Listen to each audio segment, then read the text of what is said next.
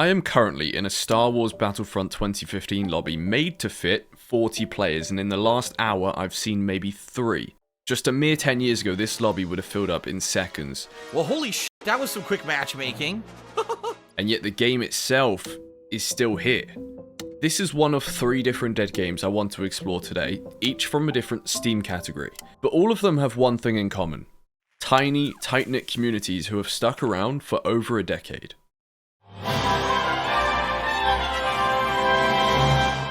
To play these games at all, you need to log in at like peak times. And for Battlefront 2015, that's around 11 PM my time. When I gave it a go at around lunchtime on the weekend, I couldn't find a single lobby in over 3 hours. I was kind of starting to think that everyone had just moved on to Battlefront 2, which is the sequel to this game. But the second attempt went a little bit better. Okay, decent. So it's a full lobby of 12. That's beautiful. Hey Rye, serious cheater beware. The entire first game consisted of 2 fellas in chat arguing. Yes, right, SWL is using damage and wall hacks. 100% sure that's an enemy. This kid is a 12-year-old German that cheats like hell and lies about it. To be fair to JM, I've heard there are a lot of cheaters in this game.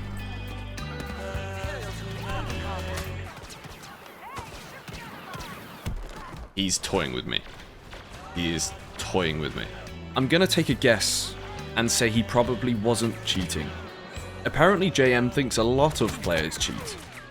In fact, if you search up his name in the Discord, it's just people being accused by him. Told you, Nibble is not cheating. JM even calls me a cheater just because I managed to kill him. His opinion is not reliable. And JM's opinion is not particularly valuable. I believe that he's not the right person to comment on this topic. And you know what? There's a chance he's actually probably right about at least one of them. A big thanks to my mate Tom for sponsoring this video.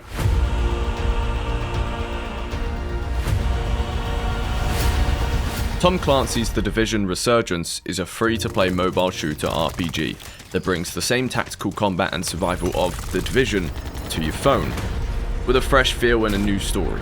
All it took was a hyped-up flu to tear it all down. You can expect the classic Division-style missions of fighting hostile factions, responding to threats, and reclaiming the city districts of New York. And you can do all of that co-op with your friends, if you have those. This will hands down be the most immersive and satisfying gameplay you'll find on mobile in 2026.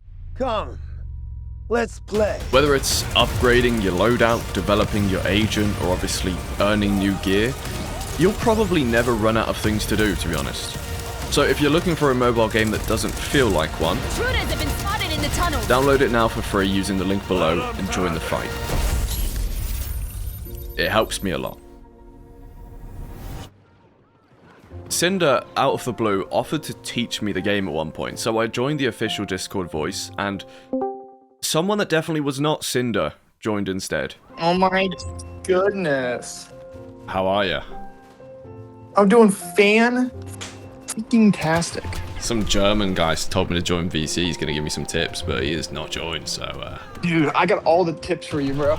Oh, please, please, please. Help me out. First, what you want to do is play it on a television screen and make sure it's 4K. That way you get maximum lag. Then what you gotta do is, like, do you have a gaming chair? No, I don't. What do you sit on? Like an office chair. Okay, you want to ditch that and get a bar stool.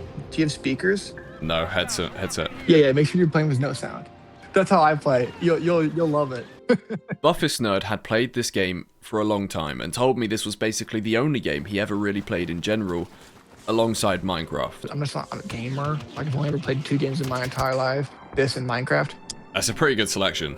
I just played this because my brothers used to play it a bunch. Do 1v1s versus each other. So like years ago. I stopped playing actually because the cards you unlock, there are hut contracts. So it's like kill 15 people with this gun and kill this many people with this type of gun, and then you unlock the thing. Those are very annoying.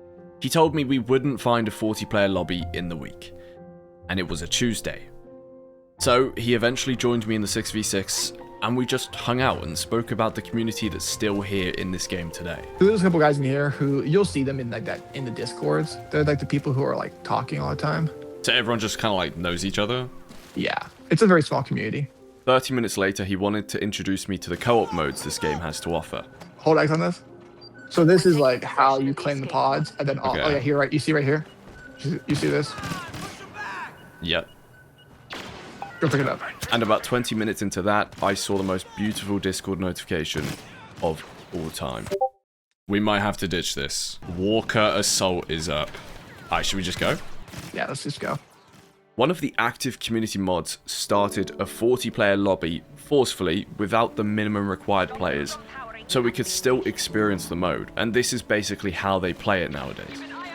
People would slowly start joining over time, but for a while it was only 6 or 7 of us in there, and some of these players were insane. Oh shit, Nibble's here. Yeah, Nibbler's very good. He is over 5,000 hours on this game, bro. What? And I'm like, it's been dead for so long.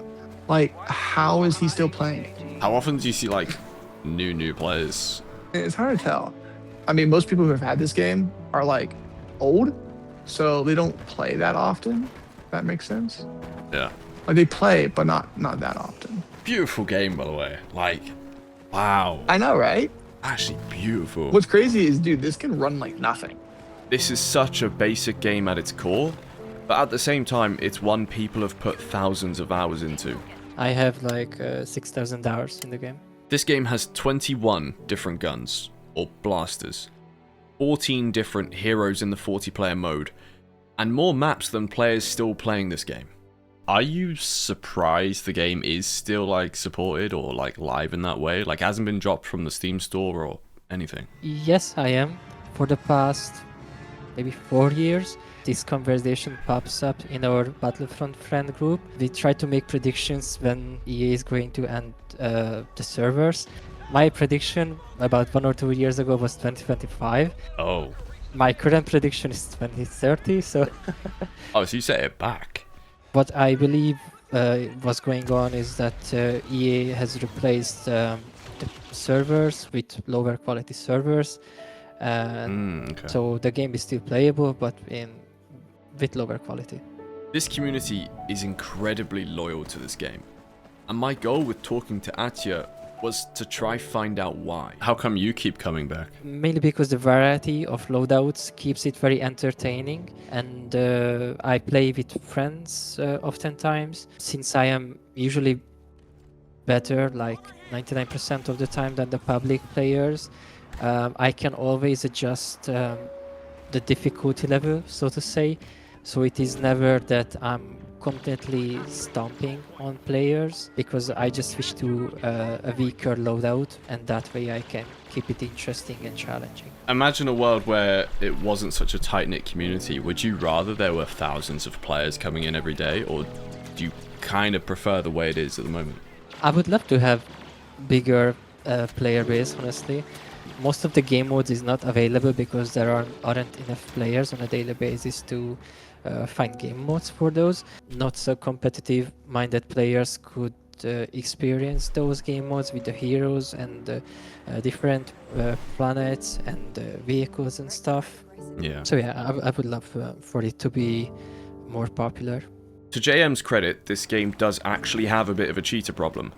It's mainly just one fella though that just keeps coming back occasionally to crash lobbies when he gets bored. He's known as Sebastander actually, and when I recognize him, I just write "Hey Sebas" in the chat, and he's baffled that I recognize him on his new account. That's kind of mad to me though, like in a game like this. I did my bachelor degree 1 year ago, and it was about online hackers in video games, and it's quite interesting to observe these behavior types. They enjoy exerting their dominance over the other players. That's why they often even like start a countdown in the chat. I'm going to crash this server in 5. Yeah. 3. They want to be noticed. They want to dominate the other players without consequences on the internet, of course. I massively, massively appreciate the chair advice from BuffestNerd. Okay, you want to ditch that and get a bar stool. I might invest into an IKEA stool if they keep these servers alive till 2030 like Atya predicts. But I have a feeling the next game might be around for even longer than that, and it sees even less players than Battlefront 2015 does.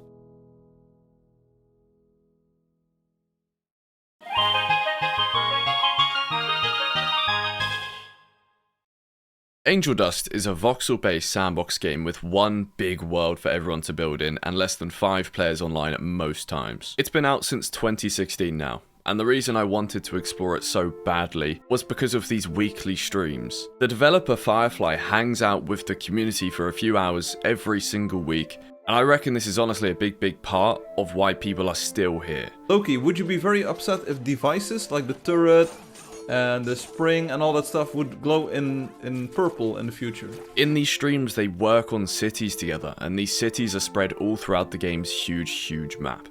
Some of them are just small villages that have been lost to time, and probably no one will ever find ever. Others are group projects that were started in 2016 and often abandoned not long after. A bit like the oldest Anarchy server in Minecraft, 2b2t, you can find known builds, in fact they're called wonders. Players basically apply apparently to make their base an open tourist attraction. Now, according to a player by the name of Obi, the oldest wonders are roughly 9 years old, since the feature began in 2017. But there are builds from 2015 that were never made into wonders. And as a result, you know, they aren't easy to get to, and most people don't even know about them. This build was one of the lucky ones. It was made so long ago in 2016 that it was built before claims, only partially saved by players coming back to claim it after it had been abandoned. This is the main area. I had a bunch of small houses. Bro, this is like a real ruin. This place was owned by a player called Kazu Minashi. It's a player that probably hasn't played in years. This is probably the most destroyed place I'll show you. I love this though. For context, Obi was an active player when this was being built. In fact, Obi told me that they had well over 3,000 hours before they decided to stop playing through Steam because they didn't want that high number to be public.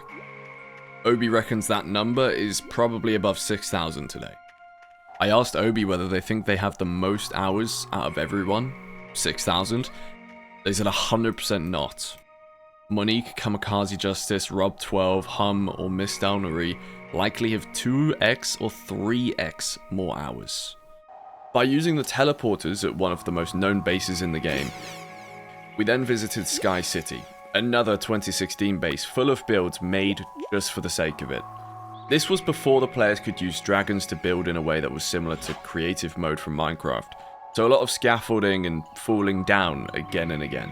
This place is obviously abandoned now, and has been for the best part of 9 years, but it wasn't always this empty. You can imagine like 20-30 players being here at once, and more over time. To me that's nuts.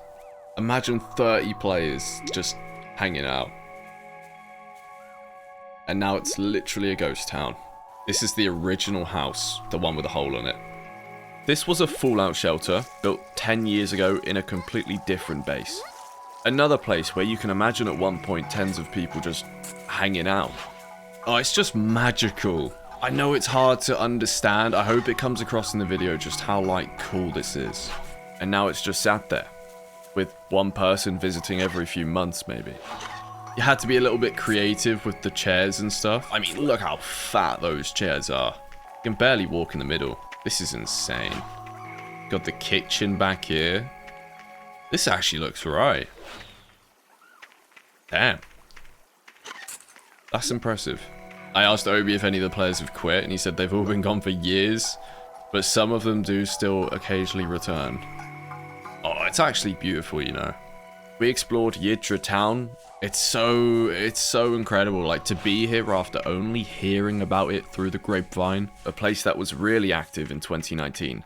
In fact, I looked in the Discord and found messages from people at Yidra town, but it was sadly mostly abandoned that same year. Being able to see it in person is awesome, man. Wow. Now that's a build and a half.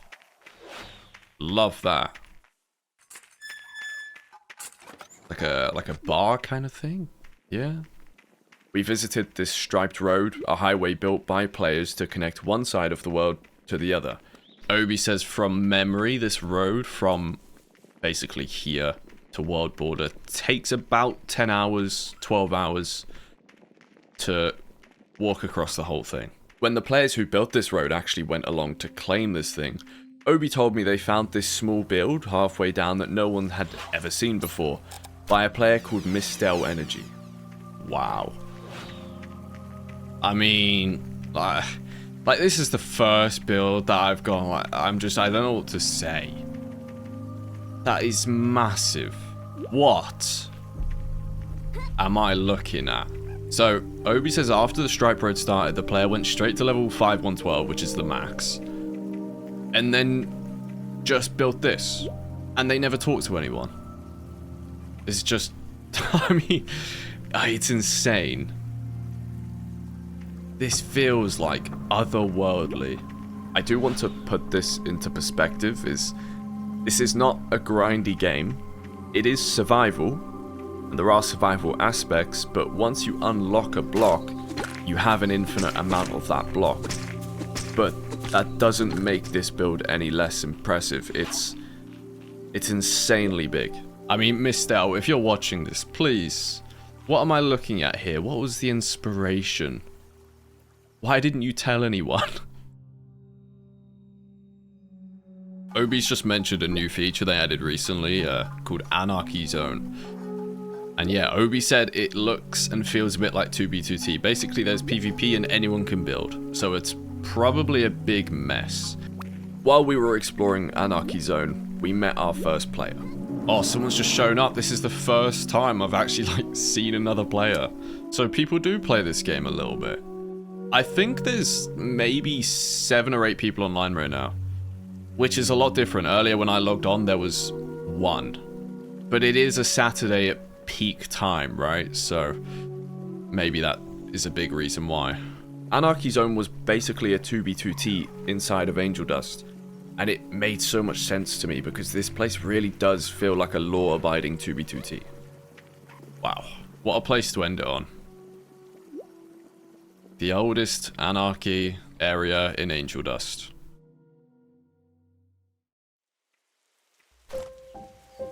Oh, look who it is. Witful Loki. Soda! Hey. Oh, look, Soda's got a dragon too. Soda and Loki are going to take me on a bit of a tour. Whoa, wait, what is that? No way they made me a little sign. Oh, that's too sweet. This was a city called BTT. Established over 3 years ago for anyone trusted enough to come and build whatever they'd like. This place had huge art museums featuring art made by residents, a full automatic circus using Angeldust's redstone equivalent, castles, mansions, a lot of pixel art, a submarine made by Loki, a racetrack. I like this whole entire racetrack with cars in formation and I mean one midair, cable cars, and my favorite, the Ferris wheel made by Soda. I love this build. This might be my favorite build here. The amount of communication and community in this game is just next level. I don't think I've ever seen this level of cooperation in any game I've ever explored ever. It was so kind of Loki and Soda to give me a tour of this place. The dev himself has something really similar called Streaming City, but running something like this isn't easy. And if you trust the wrong person, things can really go to shit. Well, by now, I had seen almost everything I had in mind. And then Obi brought up one last place. But there was a slight problem. We have no way of getting there because there was no map in the game back then. There are no coordinates back then. So, we're basically at a dead end. This village, made by a player called Oxygen, was essentially lost. And the only way Obi and I could possibly find it was by messaging a player who hadn't played in years to see if they maybe had a claim there, which was stupidly unlikely because it was built before claims really and abandoned before they were added. No matter how old it is, I have to be there, and I really hope this cuts to some good news. Okay, we have an update. Obi got into contact with a very, very old player who hasn't played in like 5, 6, 7 years, and they responded instantly. They came on, apparently they had a claim there, and we have found Oxygen's house / village. This place has basically been lost to time yesterday, and now I have a homestead there and I can go explore it right now. So this base was first like kind of shown to the public, as far as we know, 9 years ago, and it was in a forum post advertising a group called the Peacekeepers, in which there was a recruitment video that showed this base, which is now long deleted. But all of that Obi remembered, and that's how we kind of pieced together this story, and that's how I'm now walking up to the base. That is it. It is 10 years old, and a lot of it was built pre-claim. No one has been here in years, apart from Obi, myself, and the person who kindly helped us actually find this place. It's stunning, man. There's something about this that just makes me feel happy. This is the original house that was built by Oxygen himself. Now, I won't get into Oxygen and his story. He was banned at one point from the game. We will not get into that, but it's more the feel of this place, the nostalgia, and like, this is the definition of exploring someone's lost childhood that genuinely was lost. This place could have been lost forever. It was not a high chance that I get here right now, and yet we somehow found it, which is absolutely insane. This was like his center mansion, and then these builds, I believe, stuff like that, are additions made by people who did eventually join his little clan, and this became more of just an Oxygen build and turned into a bit of a clan project. I'm pretty sure that clan ceased to exist sometime in 2017, a long, long time ago. This whole Angeldust thing has been an absolute adventure, man. It's been one of the most unique games I've ever played. It's been one of the coolest communities I've ever met by far. Just quickly, after spending days exploring all the history Angeldust holds, I obviously wanted to speak to the man himself, Firefly, the guy that has kept this whole ship moving, that's kept it alive. I sent him a bunch of questions on email, and he wrote back with these huge answers that were more than I could ever have asked for, but sadly we couldn't make time for a call, so we compromised. He very, very kindly offered to record him reading the answer that he had written to me. If there was ever a legend, this fella holds that title. I always fancied myself having a pub, and Angeldust is my pub. It makes me insanely happy to meet people from all over the world. I get messages from players using my game to relax while their city is being bombed. Others became parents and show up years later in the game with their kid. And some others say that my game was their childhood. For over 500,000 people, Angeldust has been part of their life. I wouldn't trade this for anything. Firefly is the most loyal and passionate dev I think I've ever spoke to, and it's obvious that this game is his life for the most part. These builds will now be immortalized forever, but what would be even cooler is the ability to explore them in 10 years' time. So I asked Firefly whether he has plans to maintain this game that long. That's a great question, and I have a great answer. Yes. We will adapt, evolve, and survive like so many times before. I already carry a legacy of many creative projects with me, and I'll also keep Angeldust around forever. One backup plan is to open source the code if I can't keep maintaining it myself. What a fella. What a game. And more importantly, what a community. Angeldust is completely free, so if you're interested in seeing old builds or even the still active cities, or maybe even building yourself, start a little village, maybe we can make a community one. There are often people online that would happily show you around. They're called GMs, I think they can teleport, and more importantly, they're very, very nice people.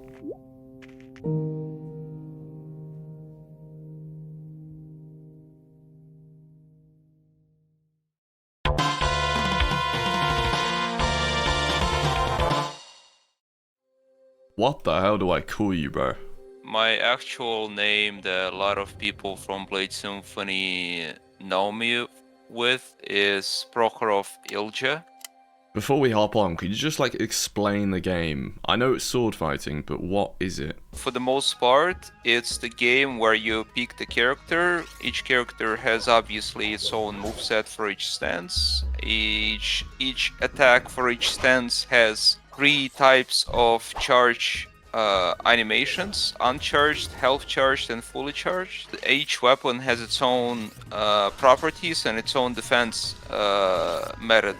One weapon allows you to block attacks straight away, the other weapon allows you to parry attacks like in Dark Souls, third weapon allows you to like redirect the attacks, another one allows you to feint your attacks, basically cancel some of the attacks in favor to do some other movement option or attack. It's stuff like that.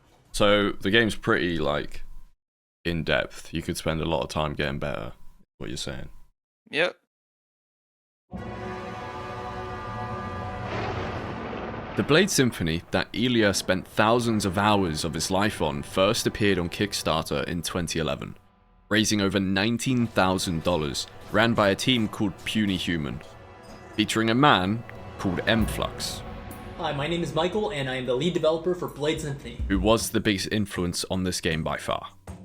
I was talking to Ilja. I told him like I'm interviewing this 6,000 hour player, and he's like, Laser? You know, we're good friends. We talk like almost every day. How long have you been playing Blade Symphony for? Since 2014, shortly after the official release. Could you quickly like describe what the game is to someone who doesn't know anything about it and like the different classes? Yeah, it's a 1v1 sword fighting game, and it's sort of fighting game adjacent, like Street Fighter, Tekken, all those arcade style fighters, in the sense that you fight till you kill someone and then you win the round, and if you win 2 rounds in a best of 3, then you take the match. The classes are Judgment, Phalanx, Ryoko, Pure, and Vanguard. There's 5. You can customize by changing your sword type. There's 5 of them, and they change damage a little bit, but you know. In 2013, Blade Symphony was released onto Steam, but its golden days lasted until around 2015, where things started to tail off relatively quickly. When was the prime? When you say there used to be players, when was that? 2014. Oh, okay. So a very, very long time ago. 2015, people already started to drop from the game because it was lacking the updates. People didn't really see anything happening with the game, and since most people were playing for a long time, they felt like the game is getting older still, and they just wanted to move on to play something else since they already done and like tried and saw everything in Blade Symphony. And since developers somewhat abandoned the game, there weren't really any updates, any like improvements, any additions and whatnot. The golden days, as I remember it, was 2015. There would always be people playing on at least 2 servers. I think like about 100 people would be there at every given moment. But the real golden days, according to other people, from what I've heard, is before the release in the alpha beta. People talked about these community servers like School of War, I believe, yeah, was a pretty big one where people would, you know, have these sort of clan wars, and they would teach new players, have this sort of master-student dynamic. Any like standout events or competitive things or nights that you remember? I believe it was an autumn tournament, 2015 tournament. Lots of the greatest players were there. Trapped in a corner here. Yeah, that's it. LaserMax takes that one. I'm sure there's more than a few people that still play this game today, but Ilja and a guy called Laser were the only 2 I managed to reach. And it seems they're probably 2 out of a very, very small number of people that still revisit this game occasionally. Did you say you could wall run as well? Or is that not a thing on here? Yeah, you hold control. Show me. Oh, okay. Ah, right. Yeah, depending of which angle you take to climb on the wall, it will do like a straight up wall up or the side one. You're one of the last surviving players. Why do you still play the game? Because I like the combat. It's one of a kind. Do you ever find other people to play with? Or is it a bit hard? Yeah, mostly I'm asking people who knew me from the community. That's it. Nowadays, it's not like I just start up the game and run into someone. It's more like I DM someone on a Discord, and either someone is there or not. You rather find some randoms on some servers eventually, or you ask on the Puny Human Discord server if there are some people out there, or the server which I'm in, which is Blade Symphony Survivors. At its core, Mflux and the team behind him created a really, really solid combat game that people absolutely adored. But it's so dead nowadays that I can't even load it up and play. Well, I can, but I'm fighting pieces of code, and not once have I loaded up a game to find a real human. But both of these guys mentioned a big reason as to why this game failed the way it did. I mean, it's old. It was made by one guy who made this as a passion project. He was called Flux, but he left. Flux leaving Urinal, bringing the guy who was popular for making workshop content cosmetics most of the time. He is responsible for this game having Vanguard, which is one of the hated characters, because its playstyle, it's basically like as noob friendly as possible, just smash and win. Because of the engine update, because the older version of Blade Symphony ran on SDK 2013 Portal 2 version of Source Engine, when it was updated to CSGO engine, which is the current version, we automatically lost Workshop, Source Mod, Ranked, Progression, and additionally there were questionable balance changes. Mflux was the bridge between the community and the players. But for whatever reason, he eventually left the team and went a different path. The other devs gave it a good go, and they maintained the game, but from what I gather they just didn't know the game like Mflux did. This isn't me trying to take a shot at other developers that were involved with this game. I actually want to give them credit, especially Urinal Cake, since he's still around today answering questions in the Discord, and is even working on making the game open source, which Ilja hopes will bring back older players because they can easily reverse changes and do the balancing themselves. Is there anything else you want to add? About this game, I can yap for hours.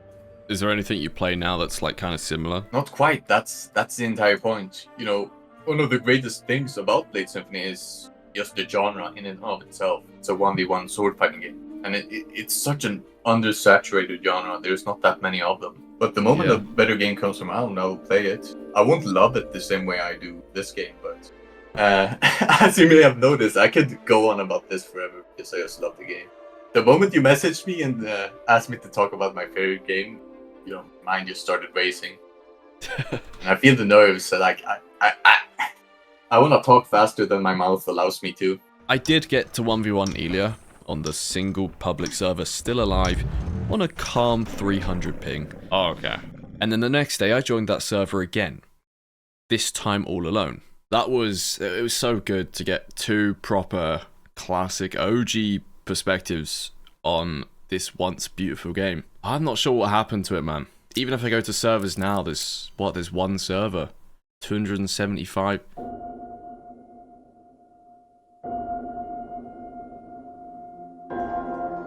There's 3 people online. What? For the first time in 5, 6, or 7 tries, people were online. 2 people. This is so unheard of, to randomly open Blade Symphony and see a real player. They were stood completely still for a good 10 minutes, but it made for such an eerie atmosphere. Hello, mate.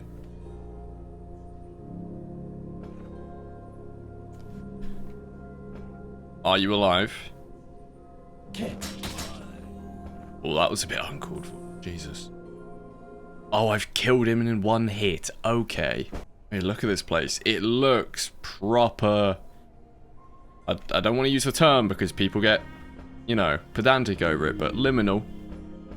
It feels liminal. It really does. It feels strange and off-putting. There are a few games that I cover in these videos that I always wish I could just for a second bring back, you know, 50 odd players and just experience the golden days for a minute, right? I'm gonna look in the Discord. I wonder if these guys are in there.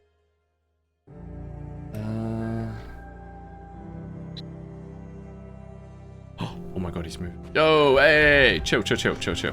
Whoa. Relax. How are ya? People still play this?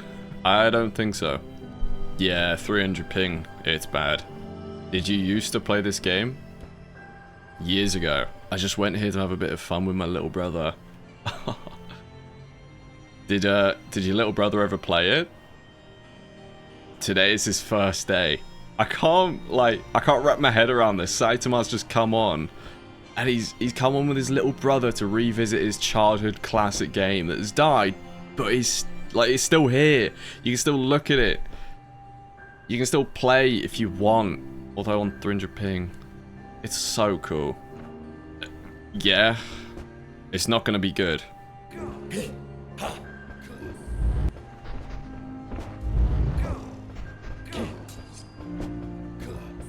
I don't even know how to fucking strafe.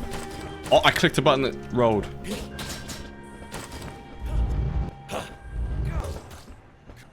Oh shit, I'm about to die. There's no way. Oh fuck. GG, man. have a good day. I'm a dip. Take care, man. See ya. That is so sweet. Like, that is what these games are about, and that's why you should keep them around. Especially with this one, it costs next to nothing, I'm pretty sure, to keep this one around. It's nothing. And it enables someone like Saitama to come on, say 10 years later with his little brother, to experience the game he loved in his childhood. That is everything. That is everything. I love it. I love it so much. There was something about this that just stuck in my head the next few days.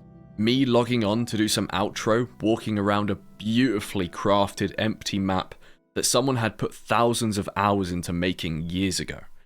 Only to see a guy bringing his little brother along for a nostalgia trip to one of his favourite childhood games. That's what this is about.